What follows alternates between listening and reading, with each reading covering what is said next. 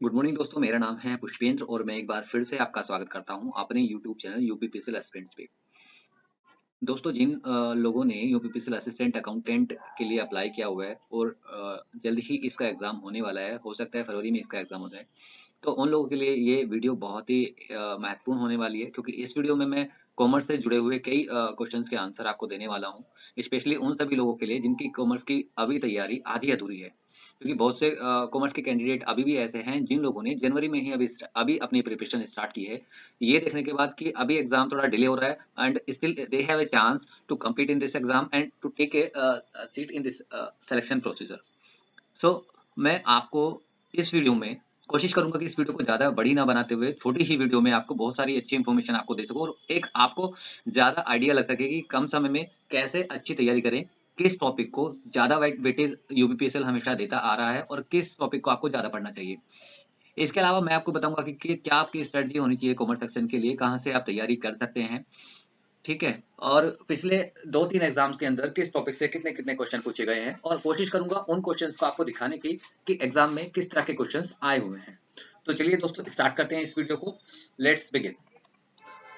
तो दोस्तों देखिए, अभी चल रहा है जनवरी, ठीक है? आधा जनवरी अभी बीत चुका है और होपफुली इसका एग्ज़ाम फरवरी के मिड तक हो जाना चाहिए। यानी कि आप समझिए कि अभी भी आपके पास 25-30 दिन बिल्कुल हैं, कॉमर्स सेक्शन को आपको तैयार करने के लिए या कंप्यूटर भी अगर किसी का तैयार नहीं है, उसको भी तैयार करने के लिए। ठीक है? यूपीपीएससी असिस्टेंट अकाउंटेंट का जो ये एग्ज़ाम है, इसमें कॉमर्स सेक्शन सबसे ज़्यादा वेटेज रखता है, 50% मार्क्स आपके इसी के हैं। तो अगर आपका कॉमर्स सेक्शन ही वीक है, तो फिर आप कम्पीट नहीं कर सकते इस एग्ज़ाम में। बाकी हो सकता है अगर आपकी इंग्लिश वीक है या मैथ वीक है या हिंदी वीक है, इन तीनों में से कोई 1-2 सब्जेक्ट भी थोड़ा वीक है तो चल सकता है, तब भी आप सिलेक्शन ले सकते हैं, तब भी कोई दिक्कत नहीं है। लेकिन अगर आपका कॉमर्स सेक्शन ही वीक है तो कहीं न कहीं आप मेरिट में बिल्कुल पीछे रह जाएँगे। तो ज़रूरी है कि आप अभी से, अगर आपकी तैयारी, आपने अभी अपनी तैयारी को सही रूप नहीं दिया है, तो अभी से अपनी तैयारी के लिए और समय निकालिए। जहाँ आप 4 घंटे पढ़ रहे हैं, वहाँ आप 8 घंटे पढ़ना स्टार्ट कीजिए, क्योंकि सिर्फ़ आपको 1 महीने पढ़ना है। आपको देखिए, कोई ये यूपीएससी का एग्ज़ाम नहीं है कि आपको पूरे साल का सिलेबस पूरे साल आपको पढ़ना पड़ेगा, 6 महीने पढ़ना पड़ेगा। आप 1 महीने अपने तन-मन से ढंग से आप पढ़ लीजिए, तो 1 महीना भी आपको सफिशिएंट है इस एग्ज़ाम को क्लियर करने के लिए। ठीक है? आपको कॉमर्स पढ़ना है और साथ में कंप्यूटर पढ़ना है, 2 सब्जेक्ट्स तो आपके मेन ही हैं। बाकी आप हिंदी और इंग्लिश, ये चाहें तो आप इन द मीन बीच में भी आप इस इन दोनों सब्जेक्ट्स के बीच में भी थोड़ा-थोड़ा करके निपटा सकते हैं।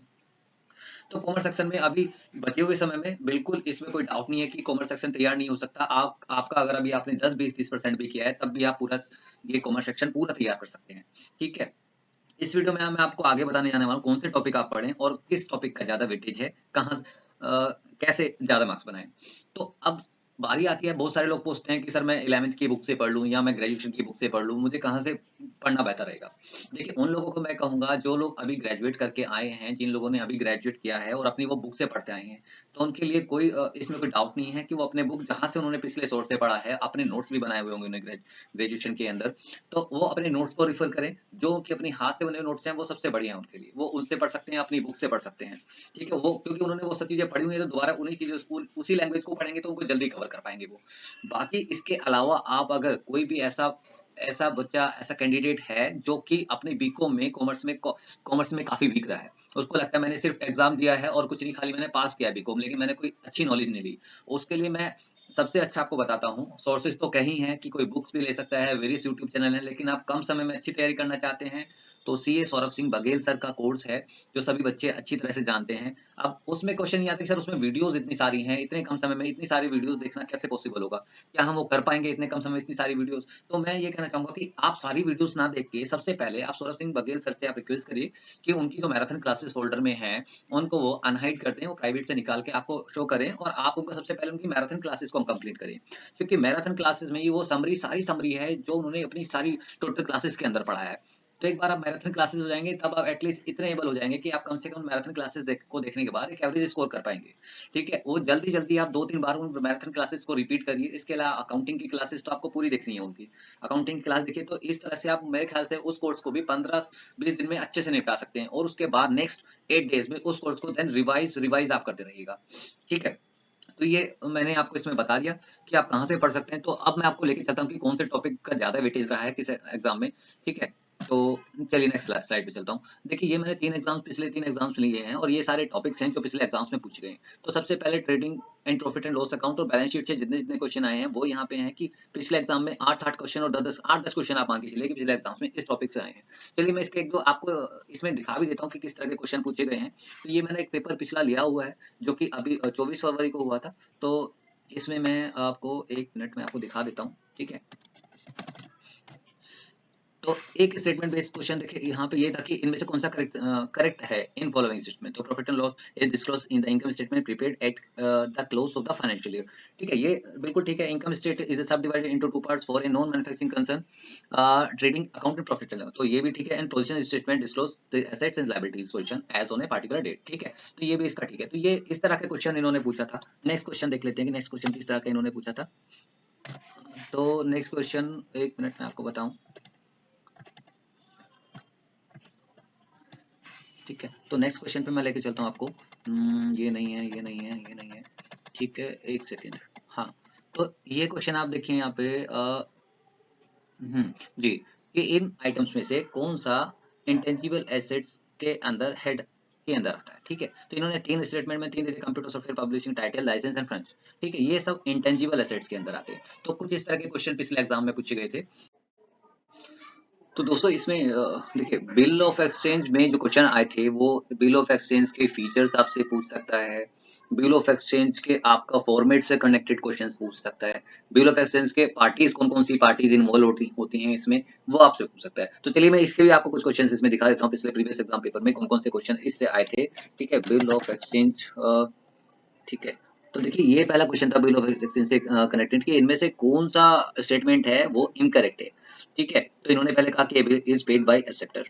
ठीक है, बिल्कुल करेक्ट है। The liability of driver is secondary and conditional. ठीक है, ड्राइवर की जो लायबिलिटी होती है वो सेकेंडरी होती है और कंडीशनल होती है, तो ये भी ठीक है। और ड्रायर एंड पेई may be the same person, दोनों सेम हो सकते हैं। ठीक है, ड्रायर और पेई दोनों सेम हो सकते हैं, तो ये भी ठीक है। लेकिन a bill is drawn by debtors, तो ये इनकरेक्ट है। तो इस तरह के क्वेश्चन आए थे। नेक्स्ट क्वेश्चन देख लेते हैं कि इसमें किस तरह का क्वेश्चन था। A bill of exchange has which of the following characteristics. तो ये इन्होंने कैरेक्टरिस्टिक पूछा कि क्या कैरेक्टरिस्टिक्स इसकी हैं इनमें से। ठीक है, तो ये तीनों जो करेक्ट ऑप्शंस हैं इसके तीनों ही हैं। It must be in written, it must be dated, it must contain an order to pay a certain sum of money. ठीक है, ये तीनों इसका होना चाहिए। ठीक है, नेक्स्ट क्वेश्चन देख लेते हैं इससे जुड़ा हुआ विद रिस्पेक्ट टू द। ठीक है, तो एक ये इसमें क्वेश्चन था और वो इसमें क्वेश्चन था। नेक्स्ट क्वेश्चन इसमें है, ठीक है, characteristics and the third one is, ठीक है, तो 3 क्वेश्चन इसमें आए थे। ये तीनों क्वेश्चंस हैं इसमें। ठीक है, पहला क्वेश्चन था हमारा ये कि इनमें से कौन सा इनकरेक्ट है, और दूसरा इसकी कैरेक्टरिस्टिक्स क्या थी, और तीसरा ये स्टेटमेंट बेस्ड क्वेश्चन था। ठीक है, तो ये इस तरह के कुछ क्वेश्चंस पिछले एग्जाम में आए हुए हैं। सेल्फ बैलेंसिंग और सेक्शनल बैलेंसिंग से कनेक्टेड क्वेश्चंस भी इस एग्जाम में आते हैं, लेकिन इसका वेटेज उतना नहीं है जितने कि बाकी टॉपिक्स का है। जैसे कि इसमें पिछले एग्जाम में पूछा था which is an account which helps to complete the double entry in each ledger and make it self balancing। तो ये क्वेश्चन था जो पिछले एग्जाम में पूछा गया था। उसके बाद कैपिटल एंड रेवेन्यू से कनेक्टेड क्वेश्चन आया था कि charging a revenue item to capital is regarded as, उसको कौन सा एरर ऑफ प्रिंसिपल माना जाएगा। ठीक है, इसके अलावा स्टेटमेंट बेस्ड क्वेश्चन आते हैं रिसीप्ट पेमेंट से। ठीक है, इनकम एंड एक्सपेंडिचर से संबंधित जितने क्वेश्चंस आते हैं। ठीक है, तो इसका भी वेटेज आप देखिए पिछले एग्जाम में अच्छा वेटेज रहा है। 9 क्वेश्चन पिछले एग्जाम में पूछे हैं, तो आप इसको भी अच्छे से पढ़ेंगे क्योंकि इसमें भी 8 क्वेश्चन का आप मान के चलिए कि 8 क्वेश्चन इसमें से आ जाएंगे। डेप्रिसिएशन एक अच्छा टॉपिक है जहाँ 4-5 क्वेश्चन आराम से बन जाते हैं। डेप्रिसिएशन का मीनिंग, ठीक है, डेप्रिसिएशन के मेथड्स कौन-कौन से हैं और कौन सा मेथड कहाँ यूज होता है, और वेस्टिंग एसेट्स के लिए कौन सा मेथड यूज होता है। जैसे कि वेस्टिंग एसेट्स यानी कि जो हमारी खाने होती हैं या तेल के कुएं होते हैं, तो वो वेस्टिंग एसेट्स में आते हैं। तो डेप्रिसिएशन से कनेक्टेड क्वेश्चन भी आते हैं। ब्रांच एंड डिपार्टमेंटल अकाउंटिंग, आप बहुत डीप इसको पढ़ने की जरूरत नहीं है क्योंकि इसके बहुत बेसिक क्वेश्चंस आते हैं कि ब्रांच के डिपेंडेंट ब्रांच से कनेक्टेड हो गया है, dependent branches, independent branch, foreign branch, इनसे जुड़े और इनकी अकाउंटिंग कि इनकी अकाउंटिंग कहाँ पे होती है, हेड ब्रांच में या इनका इंडिपेंडेंट ब्रांच के अंदर या डिपेंडेंट ब्रांच के अंदर। ठीक है, इनसे कनेक्टेड आप थ्योरी इसकी पढ़ लेंगे तो सफिशिएंट होगी। डबल अकाउंटिंग सिस्टम से जुड़े हुए क्वेश्चन भी आपको पिछले एग्जाम में देखने को मिले थे 2-3 क्वेश्चन। इससे पहले बैंक रिकंसिलिएशन के क्वेश्चन अच्छे खासे आते हैं। पिछले एग्जाम में 4 क्वेश्चन आए थे, उससे पहले 6 क्वेश्चन और 5 क्वेश्चन। तो 4-5-6 क्वेश्चन का आप मान के चलिए बैंक रिकंसिलिएशन अच्छा चैप्टर है जो आप पढ़ लेंगे तो आपका कैश बुक, ठीक है, और पासबुक से जुड़े हुए क्वेश्चन आपको वहाँ देखने को मिलेंगे। रेक्टिफिकेशन ऑफ एरर से जुड़े हुए क्वेश्चन, अच्छे क्वेश्चन आते हैं हर बार। आपको 5, 6, 7 क्वेश्चन तक आप इसको देखने को आपको मिल जाएंगे, रेक्टिफिकेशन ऑफ एरर।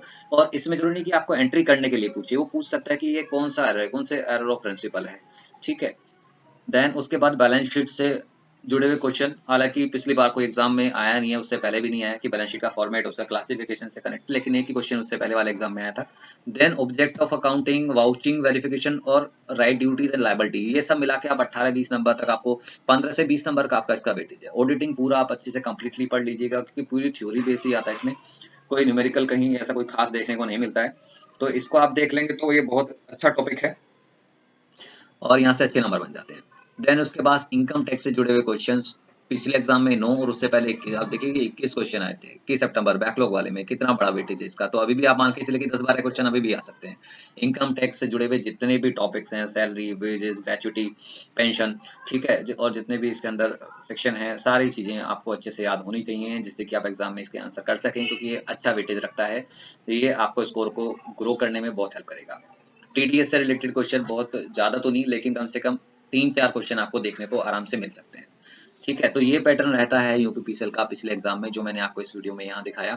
ठीक है, इसके अलावा फिर भी अगर किसी को पिछले प्रीवियस ईयर्स के जो एग्जाम हुए हैं उनकी कॉपी चाहिए, तो वो मेरे चैनल को यूपीपीसीएल एस्पिरेंट्स को टेलीग्राम को ज्वाइन कर सकता है। वहाँ सारे एग्जाम पेपर्स की पीडीएफ पड़ी हुई है, आप जाइए चैनल को, ग्रुप को ज्वाइन कीजिए, और वहाँ आप देखिए कि पिन क्या हुआ है मैंने, और वहां से आप देख सकते हैं कि इन टॉपिक से जुड़े हुए पिछले बार कैसे कितने तरह के क्वेश्चन आए थे। हालांकि वर्बली मैंने आपको थोड़ा सा बता दिया, लेकिन डिटेल में आपको मैं दिखाने लग जाऊं तो वीडियो बहुत बड़ी हो जाएगी।